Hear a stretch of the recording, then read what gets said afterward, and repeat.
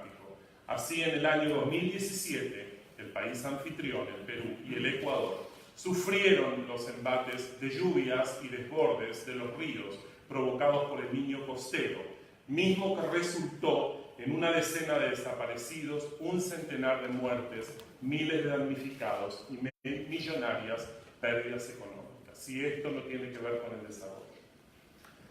Ante este escenario, que no quisiera plantearlo como un escenario de carácter dramático, pero sí llamar la atención sobre los problemas inherentes a él, y teniendo en cuenta la creciente y continua demanda del agua para la generación de alimentos y de energía, sumada a la contaminación que proviene de vertidos agrícolas, municipales, industriales, y la degradación de los ecosistemas generadores del agua, la seguridad hídrica debe ser ponderada de manera urgente y prioritaria en las agendas de los estados de nuestra región, en las agendas de los estados que comparten cuencas hidrográficas, a fin de garantizar su estabilidad política. Ahora bien, la falta, diría yo, de capacidad para garantizar precisamente esta seguridad hídrica tiene como correlato la aparición de tensiones entre usuarios y usos del agua, los cuales, si no se resuelven de manera adecuada, presentan el potencial de convertirse en conflictos, tanto a nivel local como a nivel nacional o incluso a nivel transnacional. Una inadecuada gestión del agua, ya sea por falta de recursos financieros o técnicos para atender los desafíos que se presentan en un estado, pueden provocar impactos en otros estados, tales como en el caso de la contaminación transfronteriza que se puede generar por una inadecuada gestión de vertidos o la disminución de la disponibilidad de agua derivada de la construcción de una represa.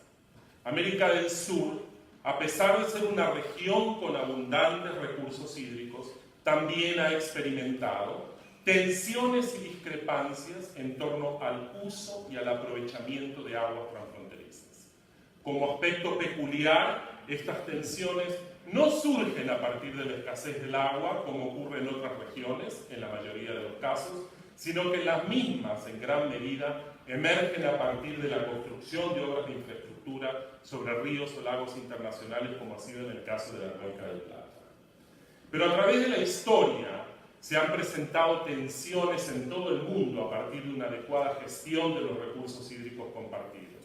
Hablo, por ejemplo, del caso de la India y Pakistán por el río Indo, el caso de Etiopía, Sudán y Egipto por el río Azul, el Nilo Azul, Turquía, Siria e Irak por los ríos de la Mesopotamia asiática, el Ecuador y el Perú por el acceso a los ríos amazónicos que detonaron en la guerra del Cenepa o la cordillera del Cóndor en el 95, sobre el cual precisamente este año se celebran 20 años del acuerdo de paz entre esos dos países, la construcción de represas sobre el río Mekong en el sudeste de Asia, Argentina y Uruguay en relación con la construcción de las pasteras sobre las márgenes del río Uruguay, Chile y Bolivia en torno a las aguas del río Silala, un caso que en este momento está en la Corte de La Haya, casos también que se pueden presentar dentro de los países, en mi propio país, un tema sobre el cual no voy a referirme porque sé que hay un experto en la sala que va a tratar ese tema,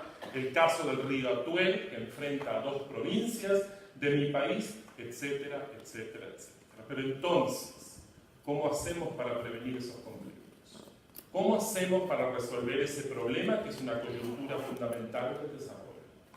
Las presiones sobre el agua, si bien tienen el potencial de derivar en conflictos, también pueden construir, como dijo el señor Yagui, oportunidades para la cooperación a través de la negociación, de la comunicación entre los estados. En otras palabras, y para que esto suceda, los estados de una cuenca compartida deben buscar prevenir el conflicto. Estrategias para prevenir conflictos pueden ser, entre otras, la implementación de sistemas conjuntos de intercambio de información, de alerta temprana, de construcción de obras binacionales, de restauración conjunta de ecosistemas compartidos.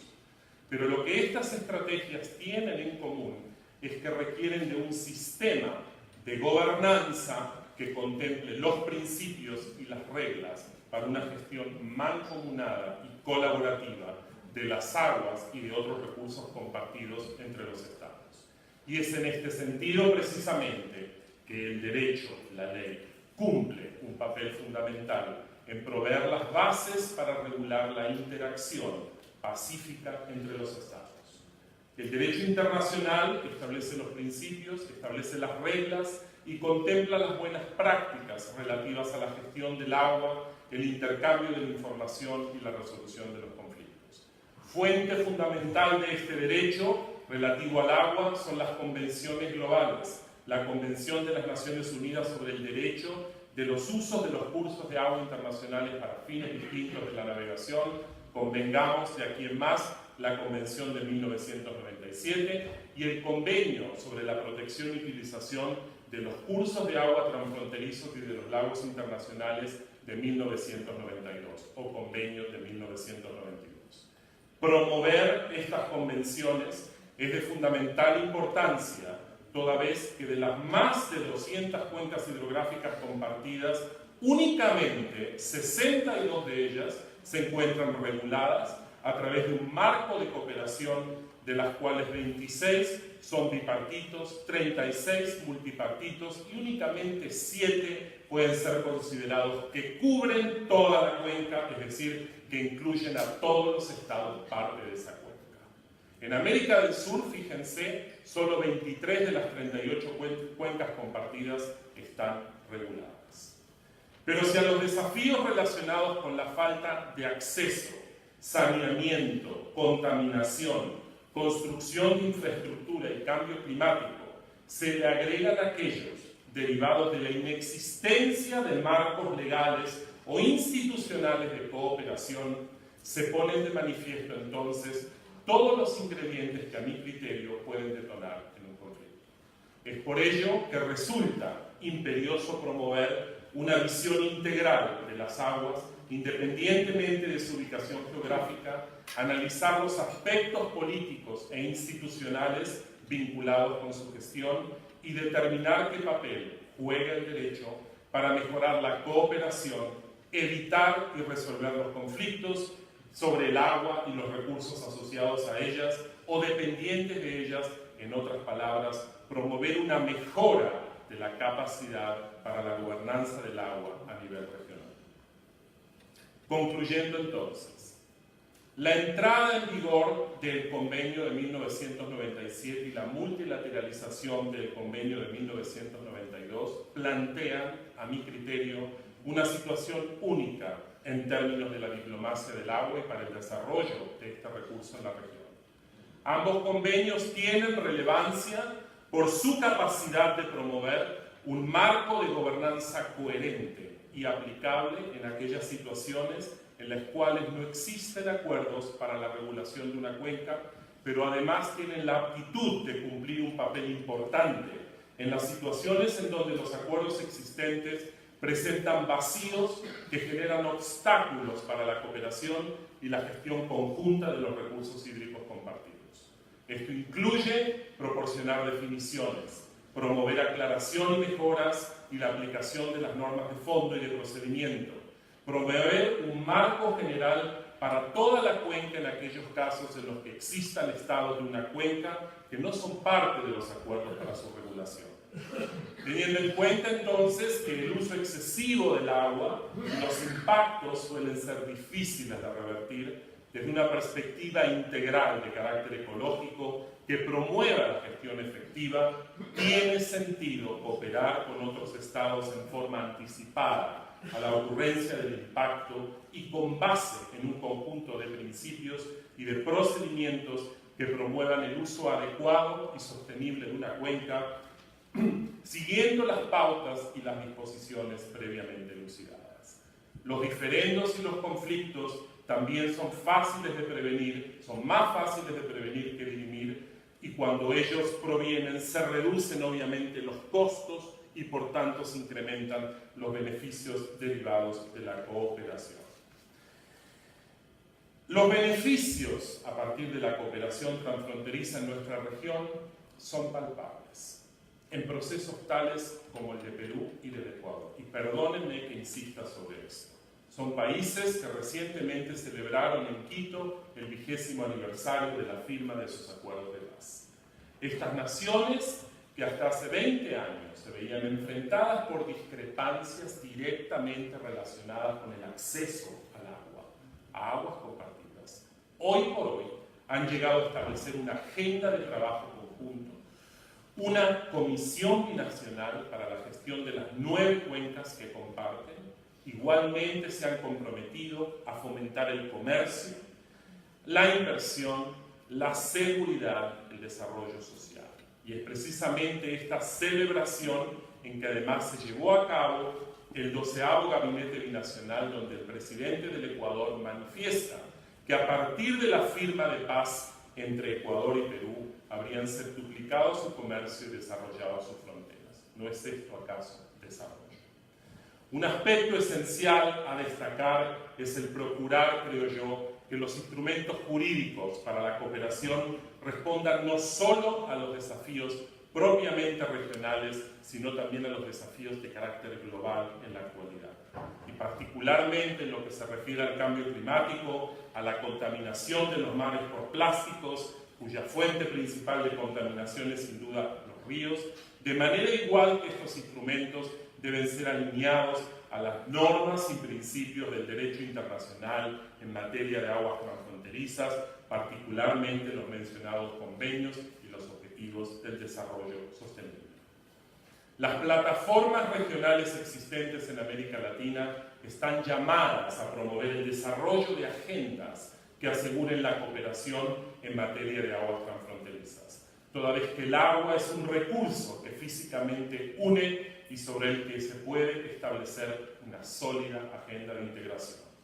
El camino para alcanzar esta integración a través de la cooperación es sin duda arduo y complicado, y depende por un lado del compromiso político de los estados y por el otro de sus capacidades para gobernar de una manera adecuada las aguas que comparten. Y en este sentido, la creación de capacidades a todo nivel, desde los diplomáticos a cargo de celebrar y firmar los acuerdos, hasta el nivel local, que es el que directamente está afectado por el agua, por buenas o malas decisiones tomadas al más alto nivel, deben poseer las capacidades necesarias para gestionar las aguas transfronterizas. Para finalizar, y ahora sí, finalmente finalizar, y a manera de colofón, quisiera compartir con ustedes una experiencia que a mi criterio es muy aleccionadora relativa a la gestión de aguas transfronterizas en otra parte del mundo. En el África Occidental, en medio de la crisis humanitaria provocada por el virus del ébola en el año 2014 y 2016, nuestra organización trabajó con 3 países, con Guinea, con Liberia y con Sierra Leona, en el establecimiento de las plataformas nacionales para la cooperación en la cuenca del río Mano, contribuyendo a hacer realidad las aspiraciones de los países y de la gente a través del desarrollo de una visión conjunta para la gobernanza efectiva de dicha cuenca. Si bajo tales circunstancias adversas esto se pudo alcanzar, América Latina, con las estructuras regionales ya existentes, con la tradición que tiene en materia de cooperación, con su raigambre y su pasado en común, el presente debe ser uno que sirva para establecer, entonces, con esta exposición, quisiera llamar al estrado, el lugar de donde ustedes quieran presentar, al primero de nuestros expositores, al señor Sergio Campos, que va a presentar el estudio de casos de la gestión integrada de los recursos hídricos y su impacto en el desarrollo.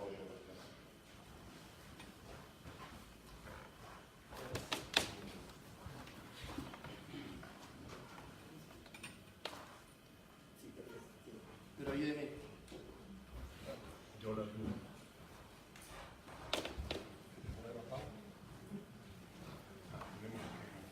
Tenemos una presentación. Va a bajar. ¿Yo lo tengo que bajar? No, bien. Pues yo entiendo.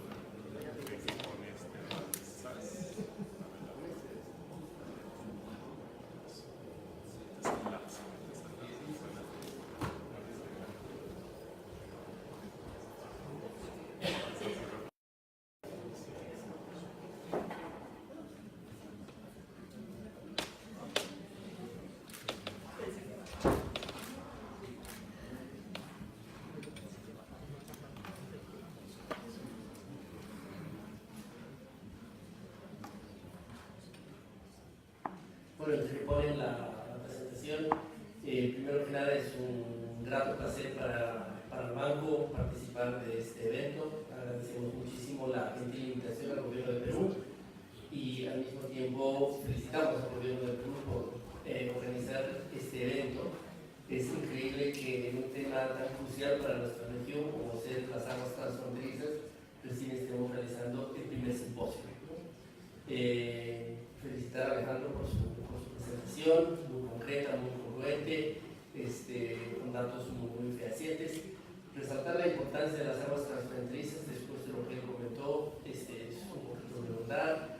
El 60% de la población vive en aguas transfronterizas, Latinoamérica no es una excepción de esto. Entre 40% de nuestro territorio está en aguas transfronterizas. El 70% de los recursos de agua dulce fluyen a través de aguas transfronterizas. Existe más de 40 cuencas transfronterizas en nuestra región, 20 de estas ubicadas en Centroamérica, en un espacio muy pequeño. Entonces, este es sin lugar a duda un tema vital. Y lo que une a las aguas transfronterizas en los más de 150 tratados que se tienen firmados están altamente vinculados con agua potable y saneamiento, regulación hídrica. Un tercio de los convenios binacionales que se tienen están vinculados con eso. Un tercio está vinculado con temas de energía y el otro tercio tiene otros temas como ser regulación hídrica, drenaje, prevención de inundaciones y demás. Ahora sí necesito la presentación.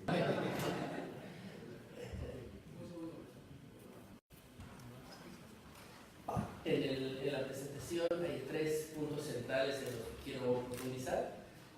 Uno, como bien menciona el título, la importancia del recurso hídrico y de las aguas transfronterizas en el desarrollo económico de nuestra región, y la importancia de tener un enfoque integrado, holístico, de agua, energía y alimentos. El segundo, lo clave o lo importante que viene siendo el cambio climático y el crecimiento de la población y el estrés que va a poner en nuestros recursos hídricos. Y finalmente, presentar desde el banco, en mi opinión, que es lo más importante, o la contribución más importante que estamos haciendo en términos de aguas transfronterizas, ¿no?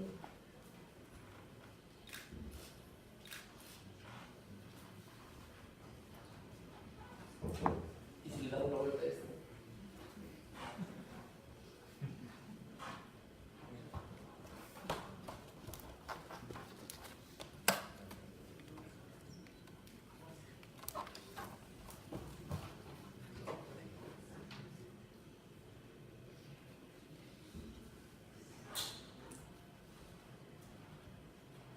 Que me vayan a disfrutar el tiempo, por favor.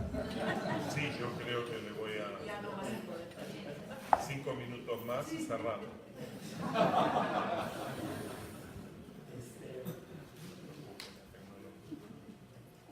Ya está.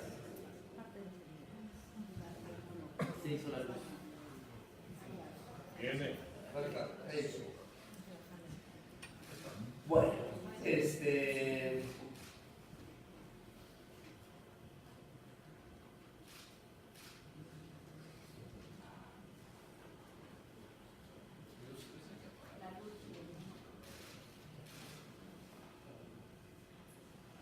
ok.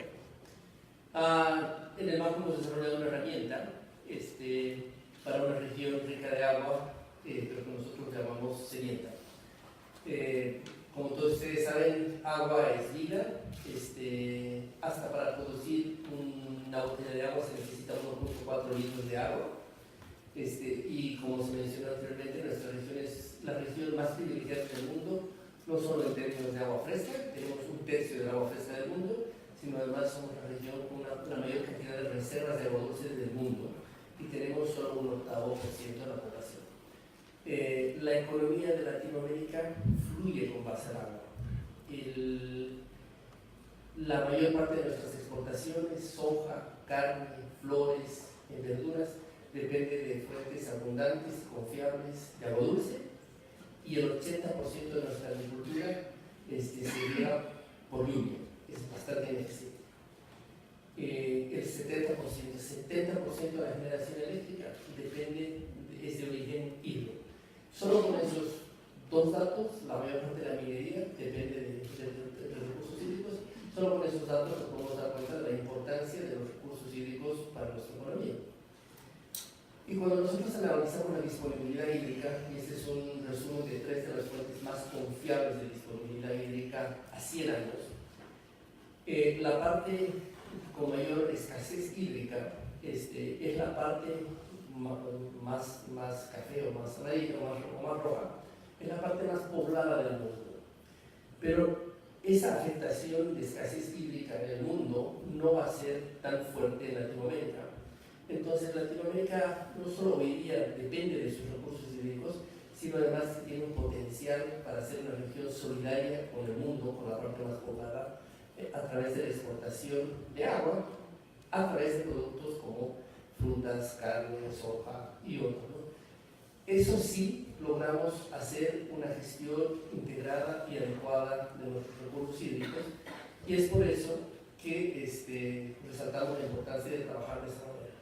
Pero como ustedes saben, sequías como la que se dio en Sao Paulo, en Río, como la que se dio en La Paz, como la que cruzó Panamá, como la que cruzó el Caribe hace 3 años a Venezuela, está acusando y está afectando la disponibilidad de nuestros recursos hídricos, y también las inundaciones. Inundaciones como esta, que acá en Piura vimos inundaciones similares, en Mocoa, en Colombia, el año pasado. Entonces, sequías y inundaciones están afectando no solo a nuestros recursos hídricos, sino también el bienestar de nuestra población. Esta situación va a empeorar. Existen más de 140 ciudades en nuestra región que están creciendo a tasas mucho más aceleradas que las megaciudades, como Sao Paulo, la Ciudad de México, Buenos Aires y otras. Y a esa tasa su población se va a más que duplicar en 20 años. Agua hoy en día tiene un indicador en los metas de desarrollo sostenible, es el indicador 1.6, y si bien en el indicador 1.6 no se hace muy específica las aguas transfronterizas, estamos hablando de agua y saneamiento para todos y un manejo sostenible de nuestros recursos hídricos, entonces está incluido el bolsillo. Y es por eso la importancia para nuestra región en términos de desarrollo económico y bienestar de nuestra población de empezar a trabajar de una manera más holística agua, energía y alimentos. Todos coincidimos en que las aguas transfronterizas tienen que verse en función de las cuencas. La unidad que tenemos que analizar no es la frontera, sino la cuenca, que es una cuenca. Una cuenca es aquel espacio en el cual se generan nuestros recursos hídricos, los cuales generan producción, vida agrícola, economía, a través de estos recursos que fluyen a través de cuerpos de agua, con los cuales se abastece o se provee servicios ambientales a las ciudades, y donde hemos hecho mucho trabajo, pero no hemos sabido devolverle a las cuencas o protegerlas o conservarlas adecuadamente. Ahora bien, esta es una cuenca que podría ser en cualquier lugar que no sea transfronterizo. Cuando se le aumenta la variable de transfronteriza, los costos de transacción se incrementan. La institucionalidad es diferente, las normas de un país versus otros son diferentes. No solo tenemos que fortalecer las instituciones que tenemos, sino a veces tenemos que crear nuevas institucionalidades y tenemos que mejorar los acuerdos de cooperación que se tienen. Entonces, el tema de la gestión integrada de los recursos hídricos en cuencas transfronterizas se complejiza aún más. Como ustedes saben, las cuencas trascienden países. Esta es la cuenca del Amazonas.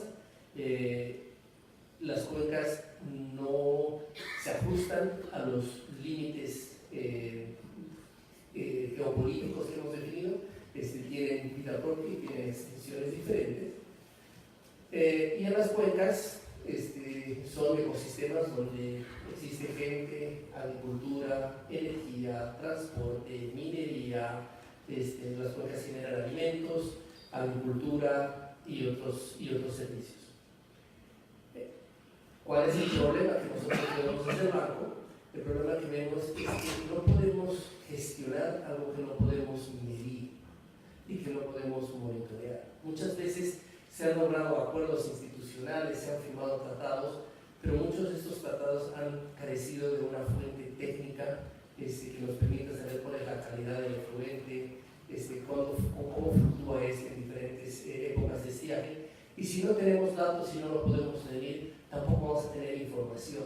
Si no tenemos información, nuestro conocimiento va a ser limitado, y si no tenemos un conocimiento adecuado, mucho menos vamos a poder manejar con sabiduría estos recursos. Y en este sentido es que en el banco diseñamos y desarrollamos internamente Hidrovit. ¿Qué es Hidrovit? Hidrovit es una base de datos consolidada, es una plataforma simple y flexible, y es una plataforma que no tiene costo. Está a disposición de cualquier persona, cualquier facultad, cualquier universidad, cualquier gobierno que quiera acceder.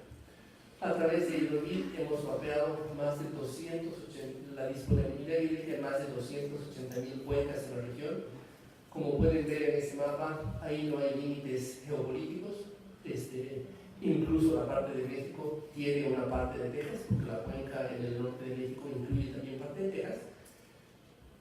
Y a través de Hidrovit nosotros sabemos cuál es la conectividad que existe entre las diferentes cuencas, cuál es el patrón de drenaje de las cuencas, van de norte a sur, de este a oeste.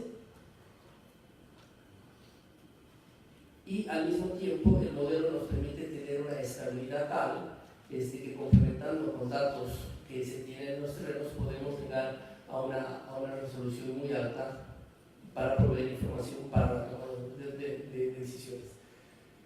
¿Cómo se construye Hidrovit? Se toma información de precipitación pluvial satelital, se la mezcla con evapotranspiración, topografía, uso de suelos, y así es que podemos mapear más de 280.000 cuencas en toda la región.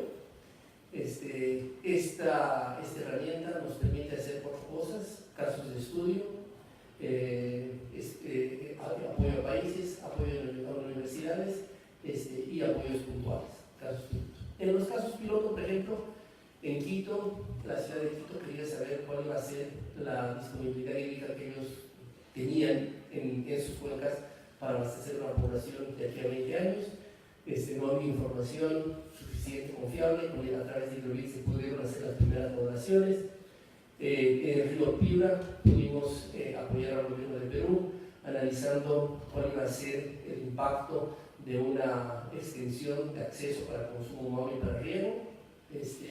En la cuenca de Chancay, en la Mayequi, medimos cuál iba a ser el transporte de los sedimentos, dado el impacto del Niño, con variables de incremento de población y cambio climático.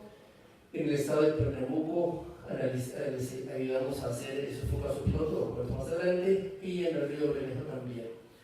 En aplicaciones operativas, en el río Bermejo, el río Bermejo nace en Bolivia, entra a Argentina, vuelve a Bolivia y termina en Paraguay. Están vinculados tres países. Cuando nosotros analizamos la información que tenía Bolivia versus la información que tenía Argentina, no era compatible, mucho menos en Paraguay. La institucionalidad estaba creada, pero carecía de esa fuente. Regular la cuenca alta sin tomar en consideración la cuenca baja, que vuelve a entrar a la cuenca alta, no hacía mucho sentido. Entonces, una herramienta como esta permite tener un diálogo no solo de principio de consenso, sino además un diálogo técnico, a través del cual se puedan hacer análisis de fluctuación y toma de decisiones. En el estado de Pernambuco, que es un estado que es como Chile, pero horizontal, donde en un lugar hay mucha agua, pero en la parte costera hay mucha escasez, se analizó cuáles deberían ser las infraestructuras que estratégicamente tenían que desarrollarse para poder abastecer o dotar de seguridad hídrica al Estado, ¿no? Y también se está trabajando con aplicaciones nacionales. La ANA acá en Perú ha utilizado Hidrovit para el armado del Plan Nacional de Recursos Hídricos, así como también Costa Rica, Guatemala, Bolivia, Colombia, Brasil, Argentina. Estamos ya trabajando con varios países en aplicaciones nacionales. E incluso ya en algunas universidades se está incluyendo dentro de la currícula una herramienta de moderación que nos va a permitir, como mencionaba anteriormente, tener un diálogo más técnico en lo que son las transfronterizas y la gestión integrada de los recursos hídricos. Muchas gracias.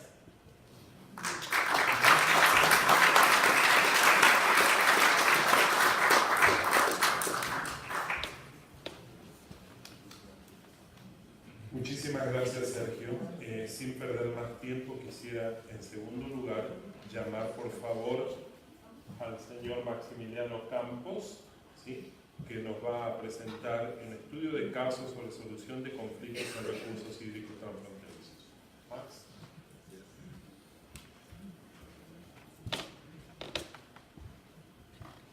Bueno, me va a tocar a mí hacer una especie de trilogía en estos 2 días que estamos acá, donde vamos a conversar un poquitito, abriendo con estos temas de conflictividad y sobre todo desde una organización como la OEA, que de alguna forma uno de nuestros principales objetivos es trabajar en el tema de paz, democracia, coexistencia pacífica, buenas vecindades, como mis amigos de diseño siempre los traen a la memoria como un término que me gusta mucho.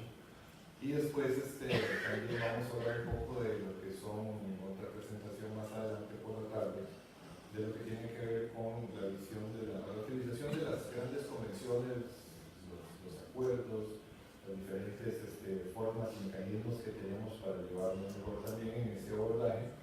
Y luego, mañana vamos a conversar ya un poco más en la precisión de nuestra experiencia de 50 años abordando estos temas. Entonces le digo que esto es como una novela de 3 partes, ¿verdad?, que vamos a esperar que ojalá que todos puedan estar para que nos sigan la pista, y si no, pues en algún momento interactuamos y se las contamos, porque como les decía al principio, la idea no es tanto que nos escuchen lo que estamos presentando, sino también dentro de lo que podemos contarles, que ustedes nos puedan alimentar para ver si vamos con una decisión correcta, adecuada, pero sobre todo útil para ustedes. Entonces yo no voy a ser muy extenso en mi presentación, pero básicamente yo hice algunas anotaciones un poco saliéndome de la parte clásica de lo que son los conflictos que los ocasionan y todo, porque al final de cuentas creo que quienes están acá viven permanentemente en ese trabajo y saben que básicamente los conflictos surgen cuando hay diferencias de opiniones sobre una cuestión específica que es lo que estamos discutiendo, ¿no? Y que muchas veces esos conflictos surgen principalmente porque mis metas, en el caso del agua particularmente, pueden ser diferentes a las metas de mi vecino, y eso no solamente se explica o se aplica al tema transfronterizo, sino también en el relacionamiento de las gentes, que tal vez es lo más importante, ¿no? Entonces hay que empezar por decir que los conflictos muchas veces surgen porque mis opiniones, mis metas, mi visión de las cosas es diferente de tal de las otras personas. Entonces es ahí donde vamos abriendo un distanciamiento de la forma de llevarlo mejor. Y el otro tema que también es importante alrededor de las fuentes del conflicto tiene que ver también con la información que se maneja para poder comunicarnos. Y al final el conflicto no es más que una circunstancia que surge porque no nos hemos comunicado correctamente. Y pasa mucho en nuestras propias familias, con nuestras relaciones con nuestros hermanos, con nuestros esposos, con nuestras esposas, etc., que muchas veces queremos lograr lo mismo, pero estamos buscando aproximaciones diferentes. Lo bueno es que el objetivo es el mismo, pero ciertamente la información que yo tengo de cómo hacerlo y aquello no es necesariamente la misma información que tiene la otra persona. Y eso es bien interesante, y es aquí donde se agudiza el problema de la gestión del agua entre los estados, los vecindarios y los países, e inclusive las regiones, y por qué no los continentes. Y hay algunos temas que son de competencia hasta continental, África, América, Asia, etcétera, ¿no? Sobre todo cuando muchos de estos conflictos también tienen que ver con capitales de financiamiento y oportunidades, por supuesto, para hacer buenas inversiones en nuestros países. En el tema específico de los recursos hídricos, el tema de la información y el conocimiento es uno de los temas más críticos que genera mayor conflictividad. Por ahí yo vengo de una del suelo para arriba, de la parte de las ciencias atmosféricas, y entonces conozco muy bien mi historia y mi trabajo con mis instituciones como la Organización Meteorológica Mundial, los servicios meteorológicos y muchas organizaciones, a las universidades que trabajan en estos temas. Y uno de los principales problemas que siempre se ha tenido es la apertura de la información al público y a la utilización. Esto es un gran error. Y para esto la Organización Meteorológica Mundial hace muchos años reguló esto y lo normó a través de una resolución que tiene que ser acatada por los países, por los servicios meteorológicos y por los servicios de información, donde se da la apertura de la información, el libre uso de la información meteorológica, que básicamente la información meteorológica no es ni más ni menos que la oferta del agua. ¿Okay? Y entonces cuando hablamos del cambio climático, aplicado al agua, todo esto, estamos hablando de la parte atmosférica de nuestro programa. Entonces esta resolución lo que pretende es básicamente que para fines todos aquellos de desarrollo e investigación, los datos de la información meteorológica tienen que ser abiertos y al servicio de los investigadores y de las personas. Sin embargo, los costos de operación de la meteorología y las redes meteorológicas en las Américas y en el mundo son altísimamente costosos, son muy costosos. El costo de mantenimiento de estos sistemas es muy elevado. Imagínense ustedes que muchas veces la reposición de estos sistemas después de un desastre es muy alto. Yo recuerdo en Centroamérica haber vivido, por ejemplo, la época del huracán Mitch en Honduras, Nicaragua, Guatemala, etcétera. Están en Guatemala, después de haber hecho una inversión aproximadamente con la cooperación de los Estados Unidos de $100 millones en reposición, luego que venga Stan y llegue a Guatemala nuevamente en cero. Vean ustedes que todas estas cuestiones son altísimamente costosas y son los estados, somos nosotros como a través de nuestros impuestos que mantenemos eso. Entonces, muchos servicios meteorológicos han visto que el costo de reposición y las inversiones también tienen que hacerse en alianzas público-privadas. Entonces, que esta información tenga un cierto valor de mercado para aquellas empresas que realmente quisieran, a partir de esta información, obtener algún dividendo, pero que puedan compartir también la responsabilidad de mantener eso. Con lo que les estoy diciendo no es que esté de acuerdo o en desacuerdo con esa política. Nada más les estoy contando que eso es uno de los temas que generan más conflicto entre las instituciones que quieren hacer muchas cosas, ¿no? Recuerden que mucho de lo que hoy llamamos la línea base del conocimiento sobre cambio climático existe porque esas redes existen. Existe porque el sistema meteorológico mundial de observación del clima de alguna forma ha podido recoger los datos de cientos de años, transformarlos en modelos y proyecciones de lo que sería el clima bajo una condición de incremento de ciertos gases de efecto invernadero, y todo eso se hizo gracias a ese gran esfuerzo. Entonces uno tiene que entender a la hora de pensar en tipos de conflictos donde la información es un factor importante, también, ¿verdad? También qué tan útil es darle la sostenibilidad a esto. Entonces no tenemos una solución clara, pero sí tenemos muy claro nosotros que eso tiene una lógica específica. Pero también tenemos que entender que la gente en el campo, en la comunidad, en la cuenca, el agricultor necesita esa información y también tenemos que hacérsela llegar para que no se genere ese tipo de conflictividad. Y es ahí donde el traslado de la información hacia el usuario, el agricultor, el usuario pequeño empresario en el campo, está fallando. Y por ahí hemos venido trabajando desde la OEA, estimulando algunos países en Centroamérica y en el Caribe, básicamente en aspectos como el que Sergio menciona, que me parece que es una de las poderosas herramientas, que es como el hidrovir, donde podemos llevar no solamente la información de este tipo, sino que también podemos llevarle las narrativas, o sea, la interpretación de esa información para que los alcaldes, los cafetaleros, las señoras amas de casa o las señoras que están en el campo de la agricultura o en la toma de decisiones también puedan tener toda esta información, pero no con las fotos satélites del huracán dando vuelta, que todo eso es fascinante y bello, ¿verdad? Pero sino también con qué quiere decir eso, qué significa eso para mí. Entonces, ¿qué estamos hablando? Estamos hablando de cómo la información, cómo el conocimiento, cómo la educación, cómo es ser parte de todas esas cosas, pues nos ayudan también a reducir el potencial de conflictos. Y entonces traduzcamos todo eso a algo que Sergio acaba de mencionar, cuando tiene un país y otro, con inclusive diferentes sistemas de información. Yo vengo de la época de Centroamérica cuando teníamos una serie de conflictos de otros tipos, ustedes recordarán en los años 80, ¿verdad? Que no solo era la música disco de aquella época, sino que era la época de ser combativo y ser revolucionario, un montón de cosas. Y cuando iniciamos nuestros primeros proyectos, que mi colega Elisa Colón no me deja mentir porque fuimos parte de toda esta avanzada de jóvenes científicos de aquella época, teníamos el gran impedimento que los mapas de alta resolución en Centroamérica eran seguridad nacional, eran un esquema de seguridad nacional. Lo chistoso de esto, y esto a mí siempre me conté el chiste, nunca lo he compartido en público, pero hoy después de la Guerra Fría es más fácil hablar de todo eso, era que nuestro patrocinador era una cosa que se llamaba el US Country Study Program, el programa de Estados Unidos por el cambio climático, el programa que estimuló ese tema, tenía todos los mapas y de más resolución. Entonces nos facilitaron todos los mapas que al final después se los devolvimos a los países. O sea, esto suena chistoso, pero eso es que es la realidad.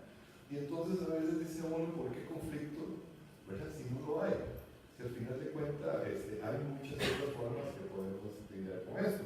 Pero lo interesante de esto es cuando uno entonces genera las hipótesis de trabajo que nos permiten pensar en cómo prevenir un conflicto. Y me voy a este caso del Río Bermejo, que para mí fue mi entrada a la OEA en el 2009, básicamente coincidió con el cierre del proyecto del Río Bermejo que hizo la OEA con el GIEF y con el PENUMA, y básicamente la hipótesis de trabajo era una hipótesis para prevenir la conflictividad asociada a la sedimentación de la cuenca del Plata, que al final es el derivado donde el Río Bermejo va a terminar, porque resulta que la sedimentación que viene de las partes altas de la cuenca pues genera una gran cantidad de inversiones necesarias en el dragado de la cuenca para el movimiento, ¿verdad?, de los barcos. Creo que muchos de ustedes están de la Cuenca de Plata, Alberto, por allá, o sea, no me dejarán mentir, es un gran problema, ¿no? Entonces, la hipótesis era, bueno, controlemos las prácticas de los agricultores en la parte alta del Río Bermejo a través de una serie de conocimientos, de técnicas, etc. Y así era. Sin embargo, la parte más linda del proyecto fue descubrir que no toda la sedimentación debería controlarse, porque la planicie sobre la cual está sentada Buenos Aires es parte de esos sedimentos.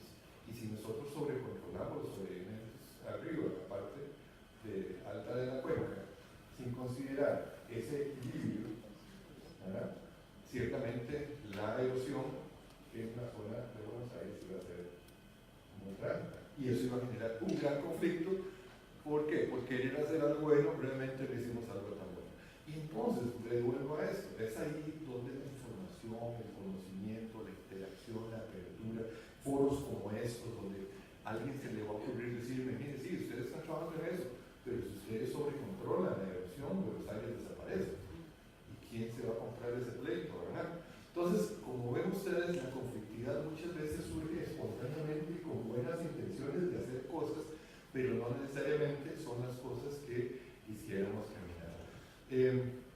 También están otros factores que tienen que ver con las cosas factuales, con los hechos, ¿no? Esa es una palabra que se puso muy de moda en los últimos 2 o 3 años, ¿verdad? Cómo tenemos que actuar en función a lo que conocemos, a los hechos. Pero también hay otras cosas que tienen que ver con lo que son los juegos de confianza y de poder. Y eso genera tremenda conflictividad y eso también puede disparar aún peores conflictos, ¿verdad? Si nosotros a la hora de negociar, de establecer potenciales soluciones alrededor de las cuencas transfronterizas, pero no tenemos la más mínima confianza, ciertamente es poco lo que podamos hacer, porque pueden haber juegos de poder por detrás de nosotros, por encima de nosotros, que superan la necesidad de que a través del agua se puedan hacer cosas. A mí siempre me ha encantado la idea y el desarrollo que hace, por ejemplo, Paraguay y Brasil en Itaipú. Y a mí me parece que es un tema fascinante, porque la intención de dos países, uno necesitando tal vez más o menos energía, pero la idea de poder estar hermanados a través de una infraestructura muchas veces es un campo en el cual no va a tener que discutir. Y entonces, si pasamos, o creo que puedo hacer esto por acá nada más muy rápido, porque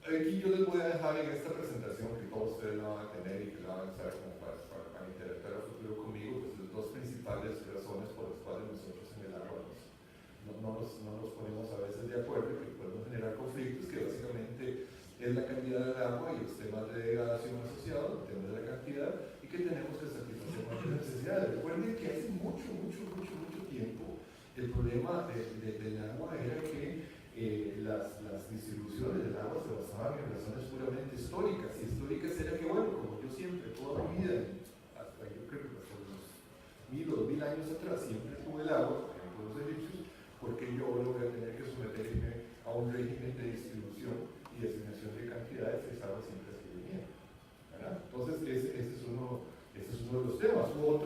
Otros temas que también en el agua históricamente generaron grandes conflictos son los temas de los países que dicen que cuando el agua pasa por entre mis fronteras es completamente mía y puede hacer con ella lo que quiera, inclusive no dejarla pasar por el campo.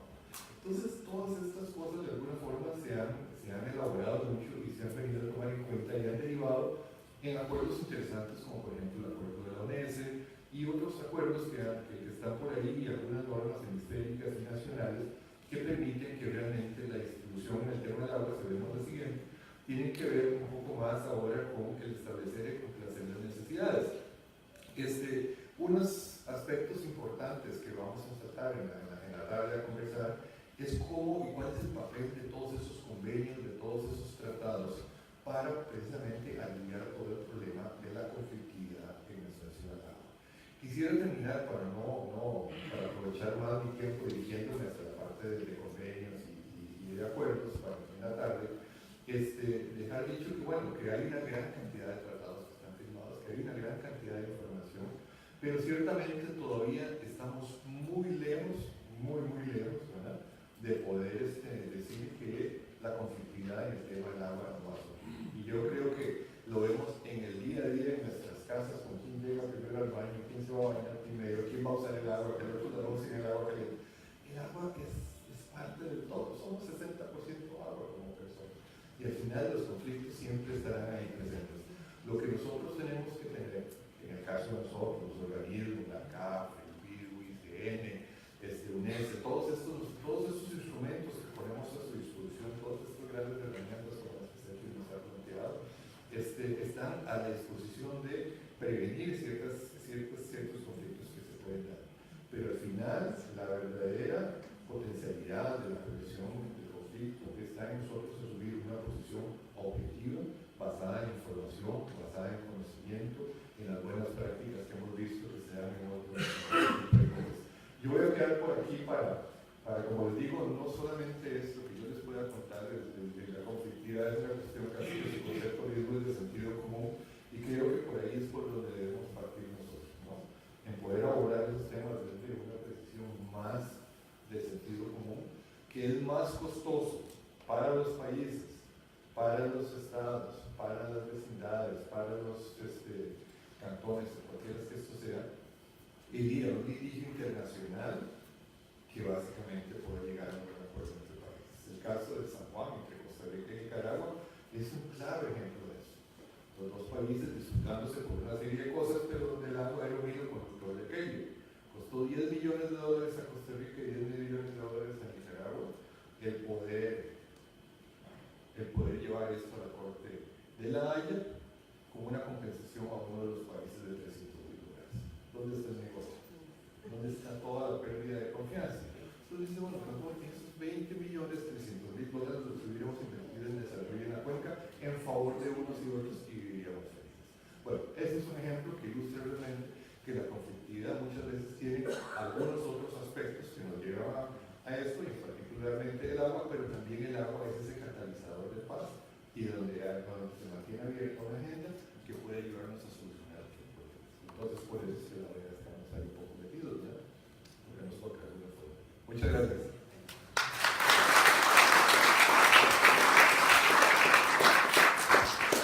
Muchas gracias, Max, y como les decía, íbamos a tratar el tema del cambio climático en esta primera sesión, así que sin más quisiera darle la palabra a Elisa Colón de Guatemala, que nos va a presentar un estudio de caso relacionado con la gestión integrada de los recursos hídricos en cuencas transfronterizas como herramienta para la adaptación al cambio.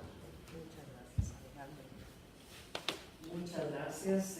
Nuevamente darle las gracias a la Cancillería de Perú por la deferencia de invitarme a ser conferencista, panelista en esta oportunidad, y también aclarar que antes, hace ya un par de meses, yo presto unos servicios de asesoría en materia de aguas internacionales a Cancillería, me llegó la nota comisionándome a participar en este evento. Entonces, en este momento estoy de este lado del río, pero voy a seguir del otro lado del río como participante, atendiendo esa comisión de la señora ministra.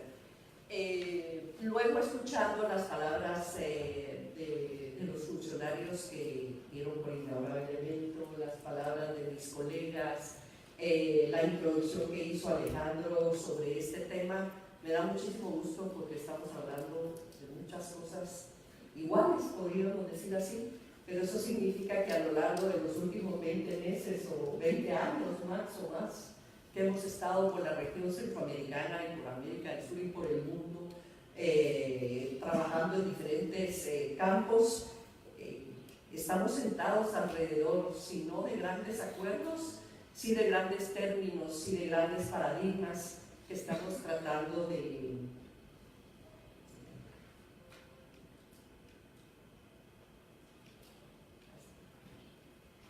siempre me cuesta menos, o tú lo puedes poner, si quieres la siguiente. Bueno, este es un mapa que publicó la Universidad de Oregon en el 2002, haciendo un primer recuento de las cuencas transfronterizas y estas que tenían tratado de carácter internacional. Este esfuerzo que realizó la Universidad de Oregon estuvo apoyado por un conjunto de organizaciones, muchas de estas de las Naciones Unidas, y también por UNICEN.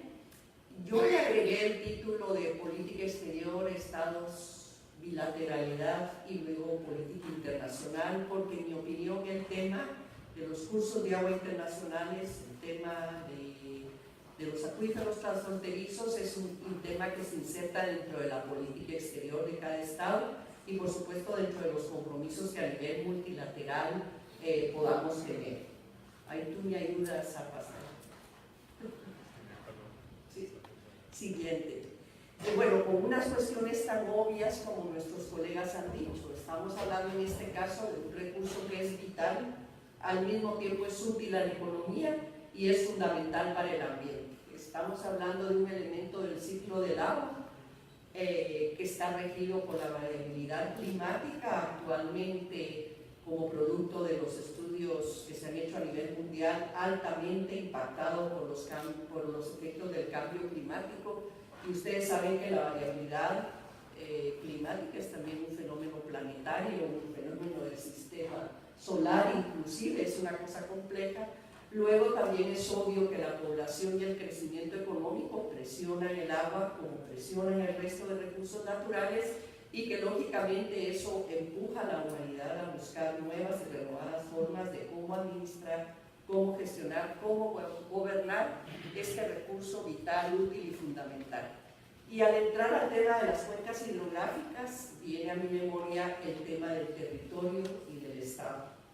Todos estamos organizados, reconocidos en el mundo como estados, y estos estados ejercemos soberanía sobre un territorio determinado, dentro del cual se encuentran las aguas dulces. Pero esas aguas dulces no las podemos acotar con una pared o con un cerco, sino que vienen y van, como decía Alejandro al principio, de un país hacia otro país. Pero no obstante, al discutir en materia de política exterior y el convenio de carácter bilateral, estamos hablando también de un bien jurídico que en mi opinión hace falta acotarlo en cada una de las negociaciones que se hagan, porque no existe un acuerdo unánime a nivel mundial sobre el tema de qué entendemos por aguas transfronterizas, cuencas transfronterizas, ríos internacionales, acuíferos transfronterizos. Y tenemos solo dos ejemplos rápidamente. La política exterior de Guatemala no acepta ningún término que diga compartido o transfronterizo. o bienes públicos regionales, sino que se circunscribe a conceptos relativamente conservadores como son los usos de agua sucesivos o los usos de agua limítrofes, por una serie de razones particulares, entre otras, que nuestro país tiene apenas 100.000 kilómetros cuadrados, aguas arriba de todos sus vecinos, y prácticamente, si dijéramos cuencas transfronterizas, más del 80% del territorio nacional estaría dentro de una cuenca transfronteriza. Y luego, pues recordar que cuando se suscribe el acuerdo del acuífero Guaraní, que es relativamente reciente, todos los países miembros de este acuerdo ratifican su soberanía sobre la parte territorial que les corresponde del acuífero. Siguiente. La preocupación por el agua, y fue esa una gran oportunidad que tuvimos muchos de los que estamos presentes acá, está presente en el mundo hace mucho tiempo. Los informes sobre el estado del agua en el mundo que coordina la UNESCO y que ustedes pueden ver aquí los títulos, nos llaman a la reflexión respecto a que este recurso vital, útil y fundamental está presente en prácticamente todos los campos de la vida. Y entonces es del sentido común decir, si logramos a nivel interno resolver esa gestión y gobernanza del agua para cumplir ciertos y determinados objetivos, y somos una humanidad mundial, pues tenemos que encontrar la forma de hacerlo también en esa relación con esas aguas que nacen y discurren a un tercer país o un cuarto país. Siguiente, por favor. Siguiente. ¿Tú sabes cómo se llama? Siguiente. Y bueno, y en ese recorrer a finales del siglo pasado, en los años 98, 96, 97, 98, con Max tuvimos la oportunidad de pasar paradigma para recrear la forma como los diferentes países y entre países habían estado gestionando y gobernando el agua. Paralelamente también surge un término, seguridad hídrica, que lo vamos a ver más adelante. En mi opinión, la gestión integral de los recursos hídricos puede ser un medio, porque tiene esa palabra mágica que dice integrar. Integrar visiones, integrar intereses, integrar aguas atmosféricas, superficiales, subterráneas, integrar intereses económicos entre sí, intereses económicos con intereses sociales. Es decir, como el agua está presente en tantos ámbitos, la gestión integral de los recursos hídricos llama a que el manejo de esa calidad y esa cantidad tenga, yo digo que no es ciencia, es arte. El arte de integrar ese conjunto de visiones, de intereses. Y desde muy temprano aparece la palabra cooperar, que la cooperación es uno de los principios básicos del derecho internacional, pero en todos estos ejercicios, en todos estos informes de la UNESCO sobre el estado del agua, aparece siempre el término cooperar. Y por supuesto que es la punta de lanza al interior de los países y la punta de lanza entre países para construir una comunidad de intereses alrededor de un bien que no es un bien por él mismo, sino es un bien para el desarrollo de unos y de otros pueblos. Y también señalar que esta crisis mundial del agua lo que pretende a través de aplicar un paradigma como la gestión integral de recursos hídricos en función pudiera ser de la seguridad hídrica, también ha sido reconocida por foros como el Foro Económico Mundial. Ellos a través de sus estudios han determinado que la amenaza más grande para la economía mundial y para la economía de los países más desarrollados en términos ambientales es la escasez de agua o la sobreabundancia del agua, muy relacionada con la gobernanza. Es decir, no tenemos en sí problemas de escasez o de sobreabundancia, sino tenemos problemas de capacidades de gobernanza, sea porque no nos ponemos de acuerdo o porque no tenemos las capacidades, como señalaba Max, para cumplir con los acuerdos. Y otro gran espacio de proponer al mundo entero cómo mejorar la gestión de las aguas han sido los foros mundiales del agua. Y el foro de Estambul, si no recuerdo yo mal, en el 2009 se dedicó precisamente a la cooperación en materia de gestión del agua en todos los ámbitos, el ámbito comunitario, municipal, nacional, bilateral, multilateral, O sea que tenemos muchísima información, muchísimo conocimiento, muchísima propuesta, y creo que lo que nos hace falta en esta América Latina es el arte de entendernos, estar hablando de lo mismo, estar empleando el mismo lenguaje y de definir esa comunidad de intereses que tenga un equilibrio entre beneficios y responsabilidades entre unos y otros estados. Siguiente. Bueno, y aquí están las definiciones que ustedes se van a quedar con las presentaciones, pero la gestión integrada, yo hablaba de esta con anterioridad. La seguridad hídrica se vuelve más compleja porque dice esta definición de ONUAGUA, que es la capacidad de la población de salvaguardar, es decir, de prepararse a poder satisfacer las distintas necesidades que se tienen en calidad y cantidad, pero también protegerse de la contaminación, también protegerse de los riesgos. Estamos hablando de una situación sumamente complicada, pero yo pienso que proyectarse hacia la seguridad hídrica en términos de países distintos puede ser también una representación hacia el futuro, que se pudiera ir construyendo las piezas fundamentales para después ir sumando a favor de que los estados puedan satisfacer a sus pueblos las necesidades cambiantes, no solamente del agua, sino del agua dentro del desarrollo y del conjunto de objetivos que ayuda a cumplir tanto de carácter social como de carácter económico y de carácter ambiental. Siguiente. Y si quieres vas pasando, esta es una imagen de una pequeña cuenca en Guatemala, por ejemplo, para decirles que el territorio centroamericano son 500.000 kilómetros cuadrados, cabemos 16 veces en el Amazonas. Guatemala tiene 100.000 kilómetros cuadrados, nos puede adoptar Perú, nos puede adoptar Brasil, y no se van a dar cuenta, digamos, de esa cantidad, pero esto es tratando de imaginarnos la complejidad de administrar el agua dentro del desarrollo, porque primero que viene de la naturaleza, que está impactada altamente por los efectos del cambio climático, escurre naturalmente, un mismo río se utiliza.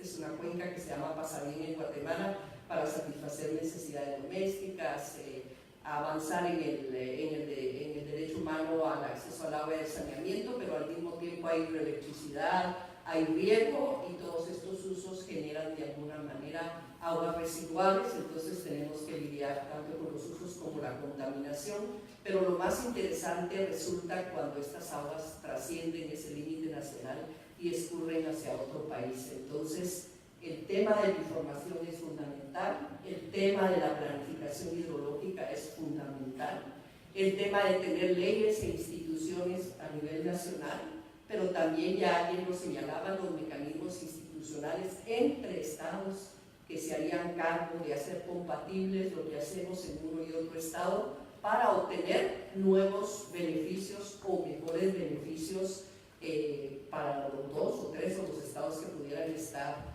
compartiendo una misma fuente de agua. Siguiente.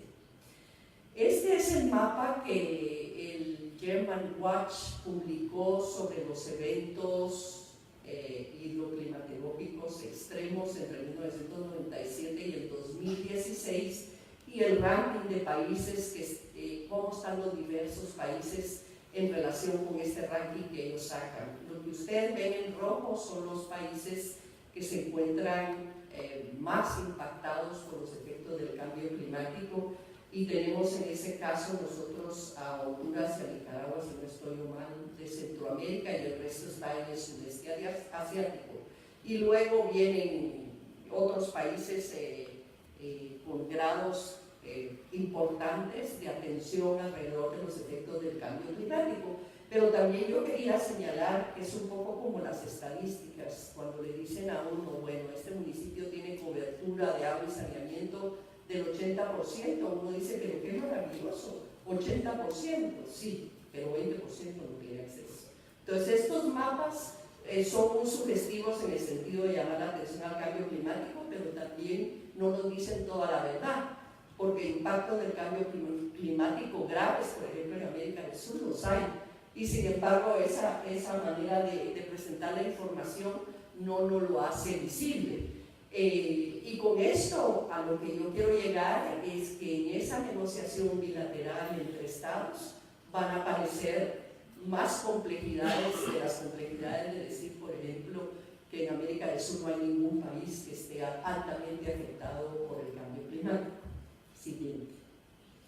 Este es un mapa que publicó el Transboundary Water Assessment Program, que es un programa financiado, coordinado por GEF, financiado con fondos del gobierno de Finlandia, me parece a mí, pero que capitalizó toda la información generada por el Sistema de Naciones Unidas, por Aquasat, por el primer mapa que les presenté que publicó la Universidad de Oregon. Y ellos han hecho un estudio y han publicado en el año 2017 los resultados de hacer una evaluación de todos los océanos, ríos, acuíferos transfronterizos y lagos, y cuál es su situación en términos hidrológicos y hidrogeológicos, unas descripciones muy sencillas, cuál es su situación en términos de importancia social y económica para el desarrollo, y entre esa importancia social y económica hablan de la gobernanza.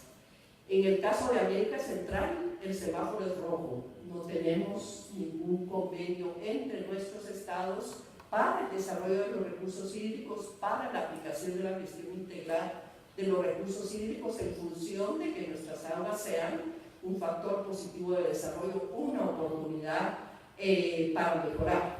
En el caso de América del Sur, no voy a hablar de lo que ustedes saben mejor que yo, pero la tradición, la práctica cultural ha sido la de suscribir convenios. Mi colega Mauricio Pinto sabe de esto muchísimo, ha hecho mucha investigación, y estos convenios empiezan con temas de navegación en la época colonial, con temas de energía, algunos se refieren particularmente a una obra hídrica como el Aciretado, el tema de Itaipú, otros implican una visión más integral como el Tratado de la Cuenca Amazónica, que se refiere en general al desarrollo, y dentro del desarrollo se inserta también el agua, pero reiterar que la importancia de la mejor gestión del agua y del cambio climático es que no puede haber adaptación al cambio climático si no hay una buena gestión del agua. Y la buena gestión del agua es información, planificación, presupuesto, institucionalidad, leyes y una clara y concreta propuesta sobre cuál puede ser el conjunto de obras de regulación que nos van a ayudar a proteger a la población para que tenga agua y a proteger a la población para gestionar los riesgos que la sobreabundancia o la escasez de agua conllevan. Entonces, en la medida en que podamos extrapolar las buenas prácticas de gestión integrada del agua a esas cuencas transfronterizas y que se basen en una comunidad de intereses que esté dispuesta a aplicar la gestión integrada de los recursos hídricos en función de alcanzar la seguridad hídrica, entonces podremos estar seguros que lo que estamos haciendo hoy está proyectando al futuro condiciones favorables para adaptarnos a este cambio climático. Siguiente, yo creo que ya es la última. Bueno, es un mensaje muy sencillo, recordar que al hablar de aguas, de cursos de agua internacionales, de acuíferos transfronterizos, de aguas compartidas, estamos hablando de política exterior, estamos hablando de negociación entre estados o de negociaciones multilaterales. Tenemos los acuerdos globales, ya fueron mencionados, son 2 acuerdos globales, con sus principios generales que pueden servir de marco de referencia para esas negociaciones, en mi opinión. En América, señalar que ningún estado de América es estado parte de ningún convenio de estos 2 convenios del agua, el de Europa y del Convenio de Naciones Unidas. Ningún estado es parte. Eso nos da un mensaje también de por qué desde Canadá hasta la Argentina ningún estado es miembro. Luego, lo que les mencionaba, cómo extrapolar a las cuencas de los cursos de agua internacionales y acuíferos transfronterizos la gestión integral de los recursos hídricos. En mi opinión será, por supuesto, de voluntad política. Yo entiendo que la información es sumamente importante, los datos duros son sumamente importantes, pero sin voluntad política y acuerdo político, con o sin información, va a ser sumamente difícil avanzar. En el tema de política exterior también reconocer que hay asimetrías. Hay asimetrías políticas locales, regionales y mundiales, y si el agua es un recurso escaso, es un recurso vital, es un recurso útil a la economía, habrá más ojos encima de las aguas que los ojos en sí de los estados como estados negociando, y que estos acuerdos internacionales para aplicarla aquí en función del cambio climático están condicionados por realidades naturales, por esa comunidad de intereses que seamos capaces de construir en función de la seguridad hídrica y por definir cuál es ese bien jurídico del que estamos hablando. Estamos hablando solamente del río, estamos hablando solamente de una gran obra, estamos hablando del río y todos sus usos, estamos hablando de la distribución. Entonces, en ese proceso de negociar, ser muy conscientes en decir, realmente nos queremos comprometer en qué y hasta dónde. Muchas gracias.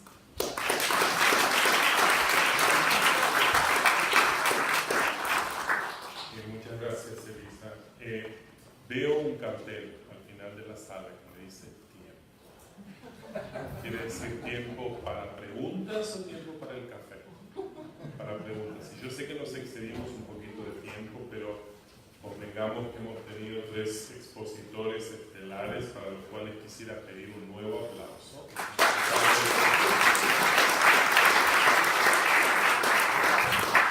Y entonces, en atención del tiempo, porque después podemos seguir charlando y discutiendo, voy a tomar 3 preguntas en primer lugar. Si hay alguien que me pueda ayudar con los micrófonos y si alguien quiere hacer una pregunta, un comentario, por favor identifíquese y en lo posible diga si esa pregunta va encaminada a alguno de los expositores en particular.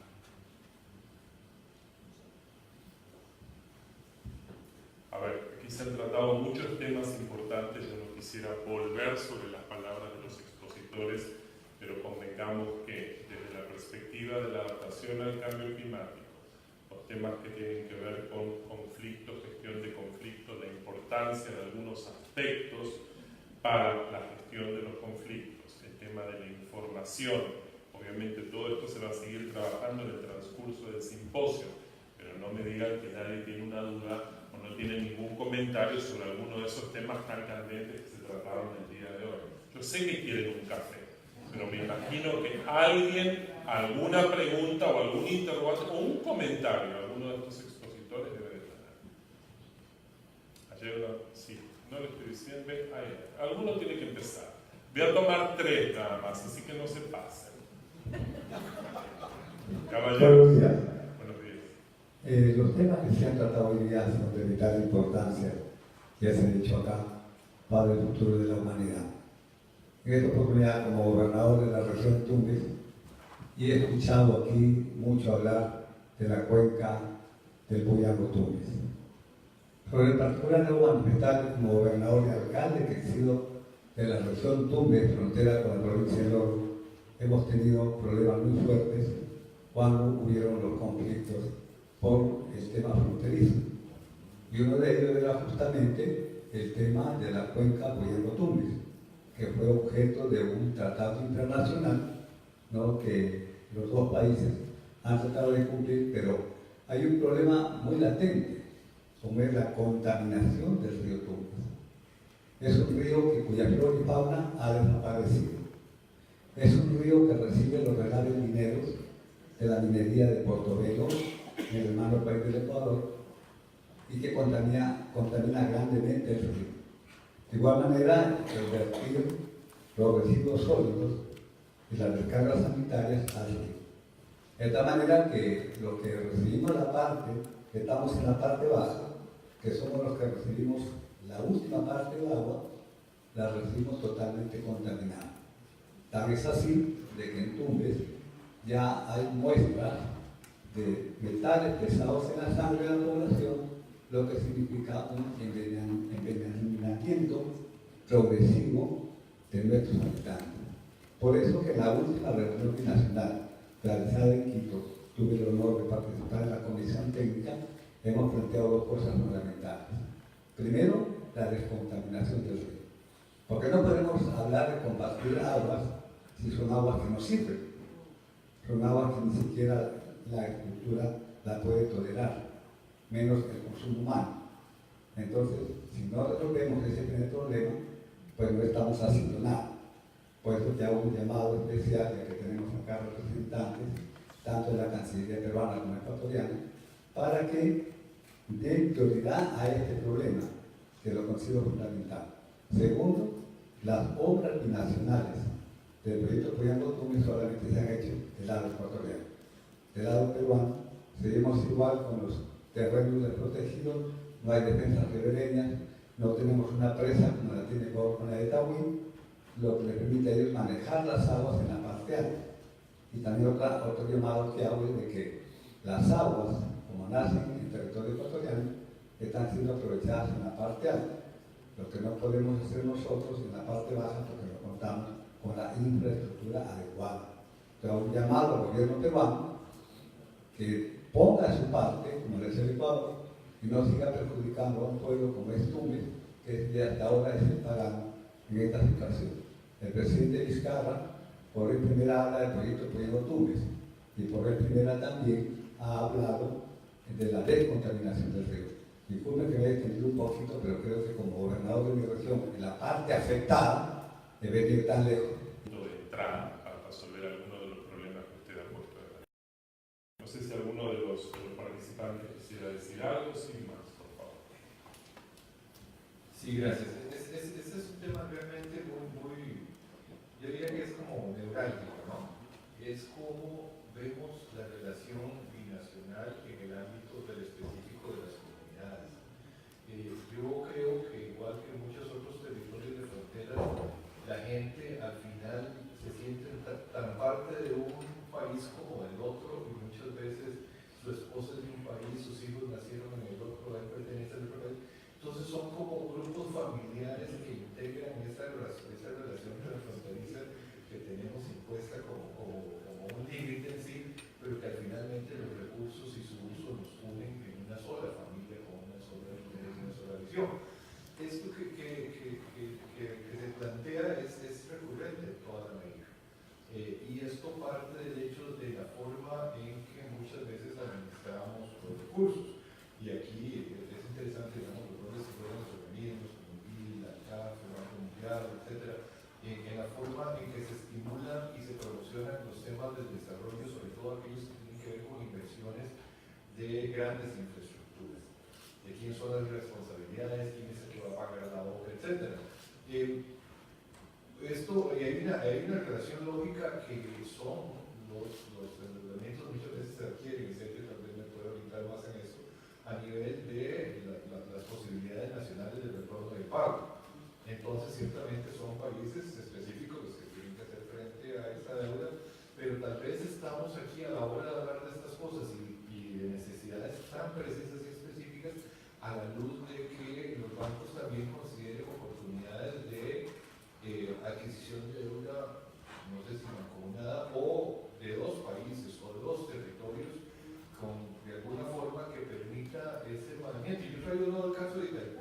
Espacio, hay un caballero allá, y después tengo acá a la doctora Yumbay, y cerramos el ciclo de preguntas. Disculpen que sea tan terrible, porque si no se queda sin café. Identifíquese, caballero, por favor. Buenos días, José Andía de SUNAS.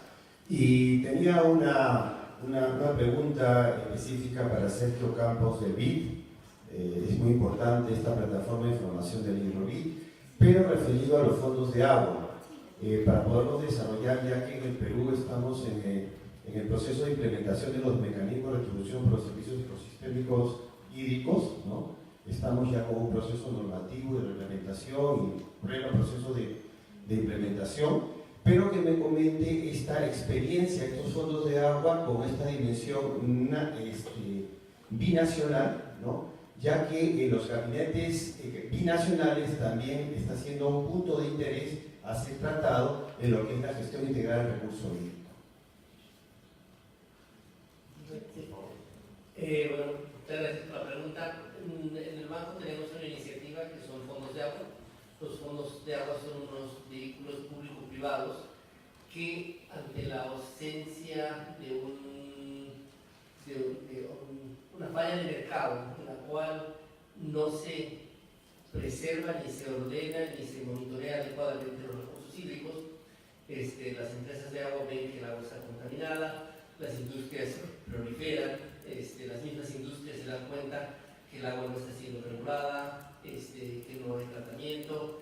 Entonces, en donde tanto el sector privado como el sector público quisiera tener una actuación, pero están pendientes de que se apruebe la ley, de que haya una normativa. Entonces, a efectos de no esperar por esa acción que va a llegar en algún momento, a través del banco y una donación del GEC, del Global Environmental Fund, se ayuda a los diferentes actores de la cuenca a crear un fondo de agua, en el cual los privados contribuyen, así como las empresas públicas, para trabajar en temas de conservación, preservación.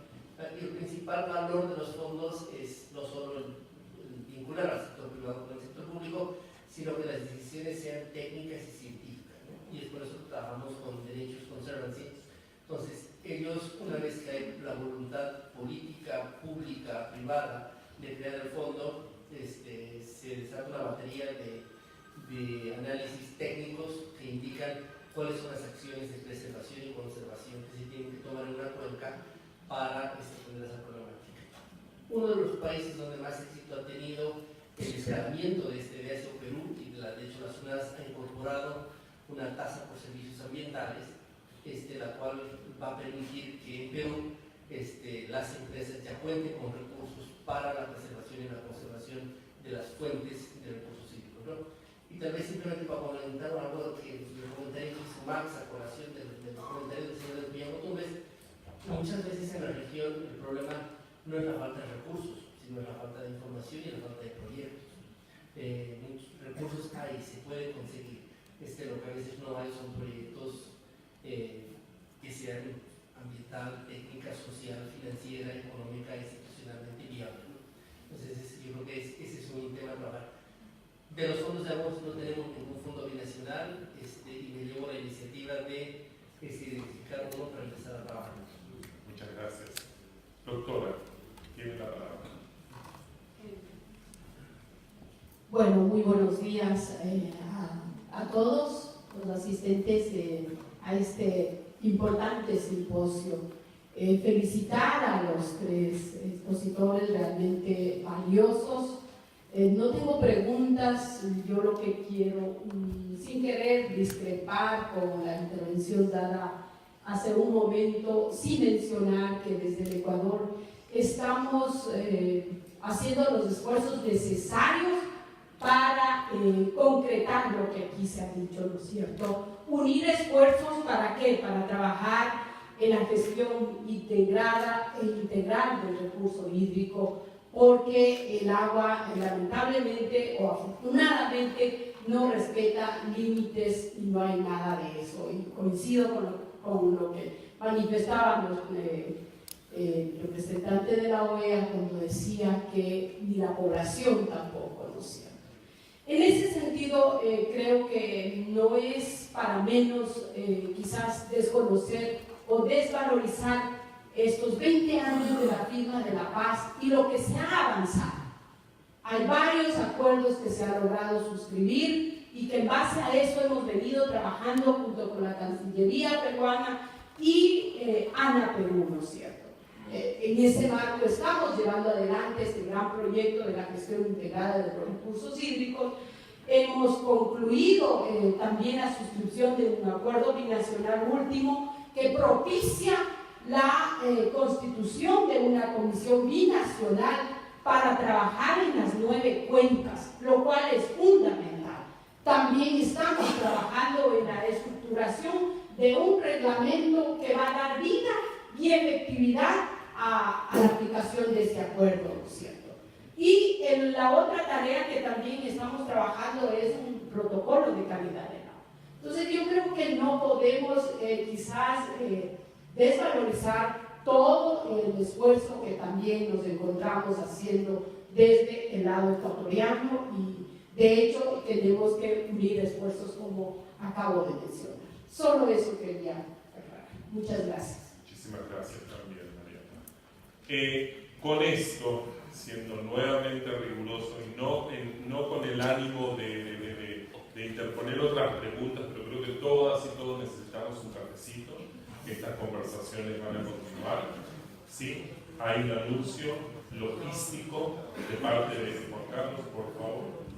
No se retiren un segundito y vamos a la pausa. Gracias, Alejandro. Un par de anuncios administrativos, logísticos. Primero, afuera les espera Coffee Break para que se sirvan con mucho gusto.